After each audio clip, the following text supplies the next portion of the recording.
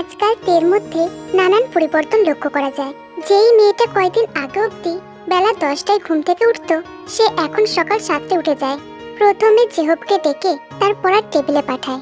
রিনাকে অনেক অনুরোধ করে ফিরিয়েও এনেছে সেদিন। এরপর যায় ওকে ঘুম থেকে টেনে তুলতে, তারপর ওকে পাঠিয়ে দেয় রান্নাঘরে রান্নার কাজে। এরপর মায়ের কাছে গিয়ে মাকে ফ্রেশ হতে সাহায্য করে। রিনার নাস্তা বানানো শেষ হলে টেবিলে সার্ভ করে সবাইকে ডেকে খাওয়ায়। এরপর মাকে খাইয়ে ওষুধ খাইয়ে দেয়। রিনাকে নিয়ে বাজারে গিয়ে টুকিটাকি জিনিস কিনে আনে। এখন প্রায় সমস্ত কাজ ও নিজের হাতেই সামলায়। এটা দেখে রঞ্জুনেরও মন ভরে ওঠে আর ভাবে তার মেয়েটা হঠাৎ করেই যেন এত বড় হয়ে গেল, দায়িত্ব নিতে শিখে গেল। যাক, ভালোই হয়েছে, দুদিন পরে শ্বশুর বাড়িও তো যেতে হবে।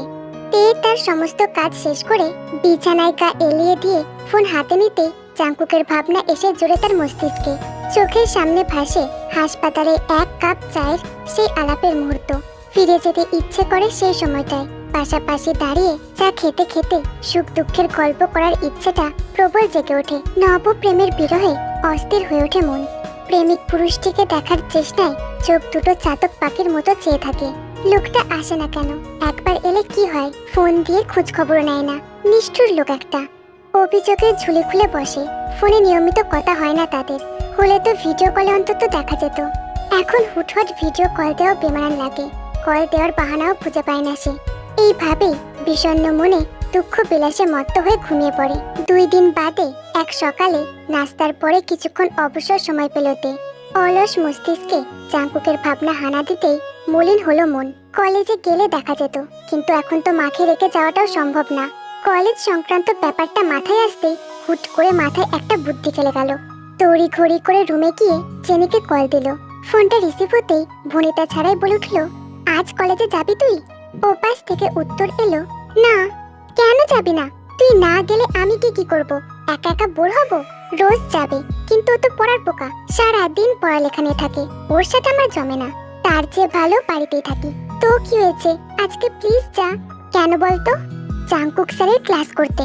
জেনি ব্যঙ্গাত্মক গলায় বলে উঠল, জাংকুক স্যারের ক্লাস করব, তাও আমি? পাগল তুই?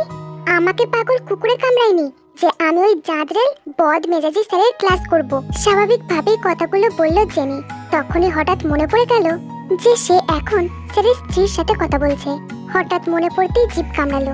ইস রে, ভুলেই গিয়েছিলাম, ভদ্রলোক তোর বর। আচ্ছা, এবার আমি ভদ্র ভাষায় বলছি। তোর গণ্যমান্য রাগী বিশিষ্ট ধমকীয় স্বভাবী ভুরু কুচকানোতে পারদর্শী বরের ক্লাস করব না। অন্য সময় হলে জেনির কথাইতে রেগে যেত, কিন্তু আজ মন খারাপের জেরে রাগের সিস্টেমটা তার ঠিকমতো কাজ করছে না। সে অনুরোধের সুরে বলল, জেনি প্লিজ, তুই আমার সবচেয়ে প্রিয় বান্ধবী, তাই না? তোর মতো বান্ধবী লাখে একটা, কোটিতে 2টা হয়। তোর মতো বান্দরনি বান্ধবী পেয়ে আজ আমি ভাগ্যবতী রে। জেনি নড়ে চড়ে বসলো। এত মাখন মাখাচ্ছিস কেন বলতো? আমি ক্লাস করলে তোর কি লাভ? এমন না যে তুই পড়ালেখার জন্য এমন কিছু করছিস। পড়ালেখার সাথে তোর তো জন্মের শত্রুতা। আজ হঠাৎ এত মিত্রতা কিসের? এবার আসল কথাটা বললো তে। বদ লোকটা মাকে বাড়িতে নামিয়ে দিয়ে চলে গেল, আর এলো না। কখনো একটা কলও দেয় না। আমার কি দেখতে ইচ্ছে করে না বল? ভীষণ দেখতে ইচ্ছে করে। মনে হচ্ছে কতদিনে একবার দেখবো ওনাকে। চেহারাটাও ভুলে গেছি। ভিডিও কলও দিতে পারছি না। এখন তুই ক্লাসে গিয়ে ভিডিও কল দিবি। স্যার ক্লাস করাবে আর আমি দেখবো। Just 5 minute please. জেনির সে কি হাসি, হাসতে হাসতে বলল, কয়দিন আগেও যেই মেয়ে স্যারের ছায়া দেখলেও অভিশাপের ঝুলি খুলে বসতো, আজ সেই মেয়ে স্যারকে দেখার জন্য অস্থির হচ্ছে। ভাবা যায়, তুই তো সাংঘাতিক রকমের প্রেমে পড়েছিস রে। আমার তো ভাবতেই অবাক লাগছে। তে করুণ গলায় বলল, বিশ্বাস কর, প্রথম প্রেমের চেয়ে ভয়ানক সুন্দর আর চালাকর অনুভূতি আর 2টা হয় না। লাইসেন্স প্রাপ্ত প্রেমিকের প্রেমে পড়ে আমি নিঃস্ব হয়ে যাচ্ছি। আমার মনে হচ্ছে আমি কোনো কিশোরী। এতটা আবেগ কাজ করছে, আজ না দেখলে কাল তার বাড়ি গিয়ে উঠবো নিশ্চিত। তাই দয়া কর আমাকে বোন। জেনি হাসছে তো হাসছি, থামাথামির কোনো নাম নেই। হাসতে হাসতেই বলল, স্কুল লাইফে টিফিনের টাকা দিয়ে আবেগ কিনে জমালে এমনই হবে। আমার তো বিশ্বাসই হচ্ছে না স্যারের মতো মানুষের উপর নাকি তুই প্রেমে পড়েছিস। তে আনমনে বলে ওঠে, স্যারের উপরে নয় রে, আমি প্রেমে পড়েছি আমার একমাত্র বরের উপরে, যে কিনা পেশাগত জীবনের বাইরে অন্যরকম একজন। কত কিউট সুইট। তুই যদি একবার আন্দাজও করতে পারতি আমার এমন অবস্থা হবে, এটা তো আমিও কল্পনা করিনি। পুরো প্রেমের সাগরে আমাকে ডুবিয়ে মারলো রে। জেনি হাসতে হাসতে রেডি হয়ে নিল। তের কথা শুনে মনে মনে ভালো লাগাও কাজ করছে তার। স্যার বোধহয় হাজবেন্ড হিসেবে ভালোই আছে, নয়তো তের মতো মানুষ 1 মাসে এভাবে কি করে গলে গেল। যাই হোক, বান্ধবীর খুশিতে সেও খুশি। জেনি কলেজে গিয়ে ক্লাসে ঢুকে সামনের দিকের একটা বেঞ্চে বসলো। তারপর থেকে ভিডিও কল দিল।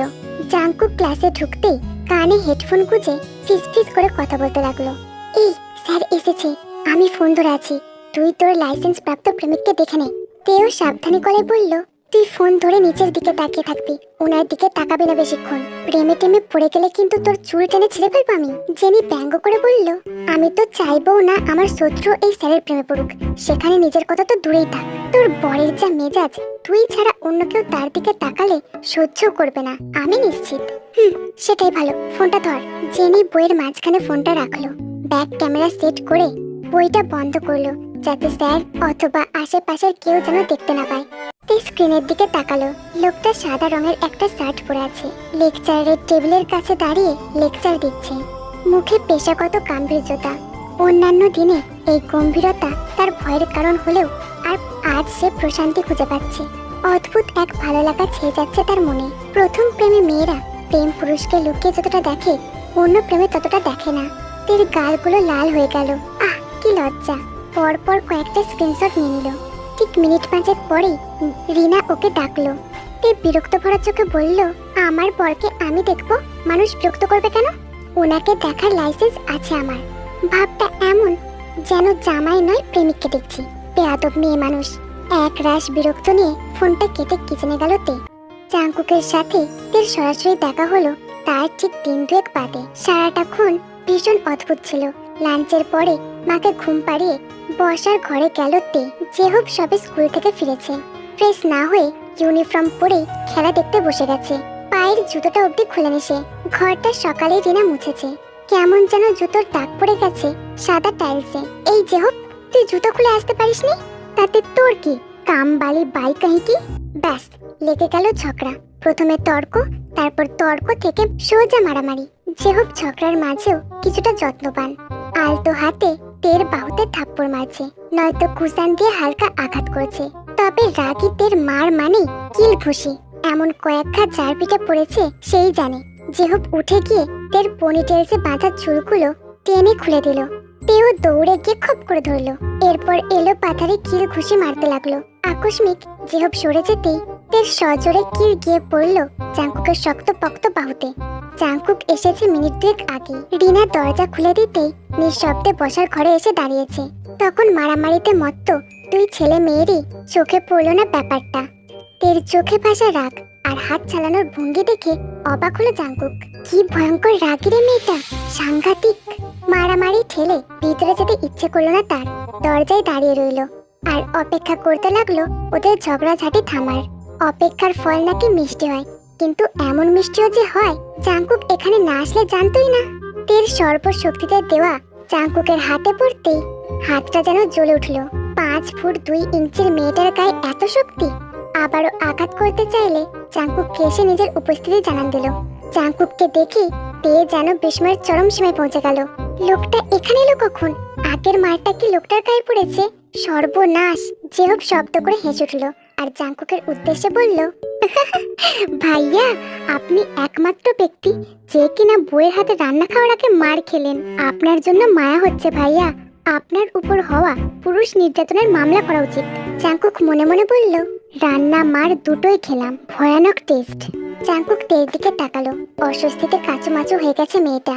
করুণতা ভর করেছে তার মুখটায়। এই দেশে পুরুষ নির্যাতনের আইন নেই শালাবাবু। থাকলে কত পুরুষই স্ত্রীর নির্যাতনের হাত থেকে বেঁচে যেত। জেহব কড়া স্বরে বলল, ওসব আইন ফাইন বাদ, ঘরোয়া শাসন করবেন, কড়া শাসনে রাখবেন, কথায় কথায় ধমক দেবেন, কথা না শুনলে সরাসরি মারে চলে যাবেন, দেখবেন 1 সপ্তাহে ঠিক হয়ে গেছে। তে রাগি চোখে তাকালো ভাইয়ের দিকে। চোখের ইশারায় বোঝালো, তোকে তো আমি পরে দেখে নেব।